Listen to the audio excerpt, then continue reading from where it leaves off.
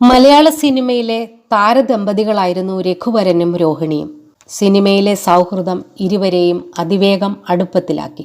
ആ അടുപ്പം പ്രണയമായി. പിന്നീട് ജീവിതത്തിൽ ഒന്നിക്കാൻ ഇരുവരും തീരുമാനിച്ചു.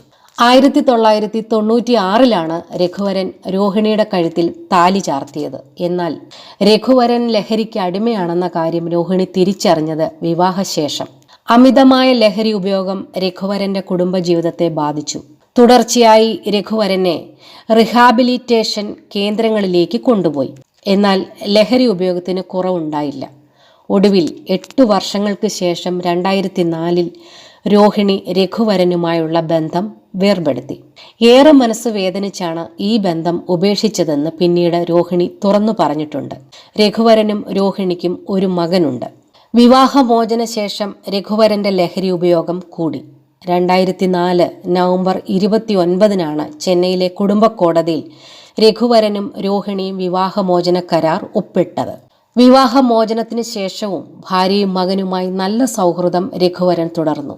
2008 രഘുവരന്റെ മരണം.